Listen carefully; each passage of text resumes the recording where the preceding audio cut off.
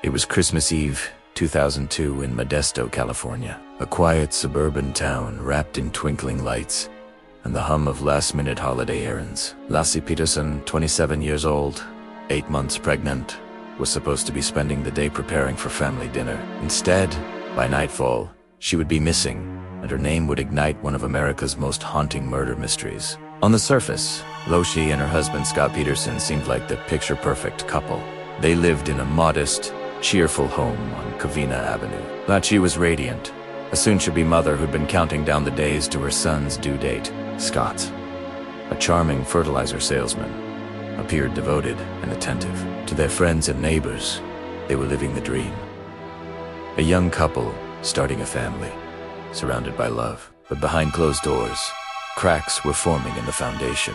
According to Scott, he last saw Laci around 9:30 a.m. that morning. She was getting ready to walk their golden retriever, Mackenzie, before heading out to do some shopping for their Christmas dinner. Scott said he planned to spend the morning fishing at the Barkley Marina, about 90 miles away. By early afternoon, when Laci's mother, Sharon Roca, tried calling and got no answer, she didn't panic. But later, when a neighbor found Mackenzie wandering the neighborhood with his leash still attached and no sign of Laci, the unease began to grow. By 6 p.m., Laci's family reported her missing. Within hours, Modesto police were canvassing the neighborhood. Helicopters circled overhead, and volunteers gathered to search the fields, rivers, and parks. As word spread, the story exploded across America. A beautiful, pregnant woman disappearing on Christmas Eve. It was the kind of tragedy that gripped hearts instantly. Hundreds of volunteers joined the search. Flyers with Laci's smiling face covered street poles and store windows. Candlelight vigils were held. TV stations ran her photo around the clock. The Peterson family appeared frequently in front of cameras, pleading for information. But one face in those interviews began to draw public attention: Scott's. While Laci's parents wept openly, Scott appeared detached, almost rehearsed. His tone was calm. Too calm. He claimed to be hopeful, but detectives noticed small inconsistencies in his timeline, and the media began to sense something darker beneath the surface. As police dug deeper, they found more red flags. Scott's fishing trip that morning. Why drive 90 miles to fish alone on Christmas Eve? Why couldn't he remember what kind of bait he used, or even exactly where he launched? Detectives visited the Barkley Marina and noticed something odd. The currents in that area flowed straight toward San Francisco Bay. Then came the detail that would shift the entire investigation. Scott had taken out a life insurance policy on Laci just months earlier. And yet, even as suspicions grew, there was no physical evidence, no signs of struggle, nothing to prove foul play. For weeks, Scott maintained his innocence. He appeared on television, pleading for Laci's safe return, saying, "We just want her home. I can't imagine life without her."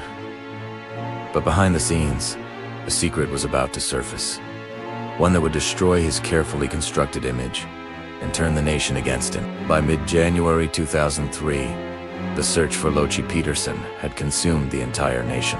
There were still no clues, no ransom notes, no sightings. Police dogs that traced her sent only as far as her driveway. The public clung to hope. Maybe she'd gone into labor and collapsed somewhere. Maybe she'd been abducted. Maybe, just maybe, she was still alive. But investigators were about to uncover a secret that shattered that fragile hope in Scott. Peterson's carefully maintained facade of innocence. Her name was Amber Frey, a 27-year-old massage therapist and single mother from Fresno. On January 24th, 2003, Amber called Modesto police with a trembling voice. "I think I need to tell you something," she said. "I think I'm involved with the man you're looking for." Detectives listened in stunned silence as Amber revealed that she had been dating Scott Peterson since November, just weeks before Laci vanished. Scott had told her he was single. In fact, he said he'd lost his wife, that this would be his first Christmas without her. Amber didn't know she was talking to the man whose missing wife's face was plastered on every TV screen in America. When the detective showed her photos of Scott and Laci together, Amber broke down in tears. "Oh my God," she whispered, "that's his wife." From that moment, Amber Frey became a key figure in the investigation.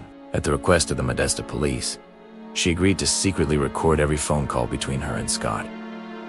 Those recordings would later become devastating evidence. On the tapes, Scott's voice was calm, even charming. He spoke to Amber about their future, about trips to Europe, about love, or while the nation was searching for his missing, pregnant wife. One call in particular chilled investigators. On New Year's Eve 2002, while a candlelight vigil for Laci was being held, Scott phoned Amber. He told her he was in Paris, describing fireworks and a romantic evening abroad. But phone records showed he was actually in Modesto, standing in the middle of the vigil for his missing wife. The public didn't take no legit, but behind the scenes, detectives were now convinced. Scott Peterson wasn't a grieving husband. He was their prime suspect. When the affair became public, the media storm exploded. Reporters swarmed Modesto. The once sympathetic husband became a national villain overnight. The image of Scott, the handsome, soft-spoken, all-American husband, was replaced by that of a manipulative liar who had been living a double life. Amber Frey held a tearful press conference, bravely telling the world she'd been deceived. "I wish I had known," she said. "My heart goes out to Laci's family." The revelation cracked open the case. Detectives dug deeper into Scott's behavior in the weeks before Laci disappeared, and found more troubling signs. He'd purchased a boat without telling anyone. He'd searched online for information about currents in San Francisco Bay.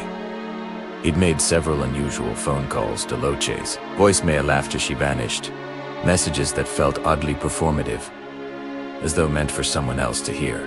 By February 2003, investigators had pieced together a chilling timeline. Scott likely killed Laci in their home on the night of December 23rd. The next morning, he transported her body and their unborn son, Connor, in his truck. He launched his small aluminum boat at the Barclay Marina and dumped her remains into the cold, dark waters of the bay. Without a body, however, the case was still circumstantial. Scott continued to deny everything. He told Diane Sawyer in a high-profile ABC interview, "I had nothing to do with her disappearance. I want my wife home." But viewers could feel the unease in his voice, the lack of emotion, the hollow tone. It wasn't what people expected from a man whose pregnant wife was missing. And then, months later, the waters of San Francisco Bay began to give up their secrets. It was April 13th, 2003, nearly 4 months after Laci Peterson vanished, when a couple walking their dog along the San Francisco Bay shoreline made a grisly discovery. At first, they thought it was debris washed ashore, but as they stepped closer, they saw the truth. It was a body, or rather, what was left of one. The remains were so badly decomposed that gender was difficult to determine. The next day, less than a mile away, another discovery stunned investigators. The tiny body of a baby boy, still wrapped in the torn remains of a white maternity shirt. The medical examiner's report was devastating. The infant's umbilical cord was still attached. The baby, later identified as Connor Peterson, had been expelled from his mother's body, likely due to decomposition after death. DNA testing confirmed what everyone feared. The remains belonged to Laci Peterson and her unborn son. The world that had hoped for a miracle now had its nightmare. When police mapped out where the bodies had washed ashore, their blood ran cold.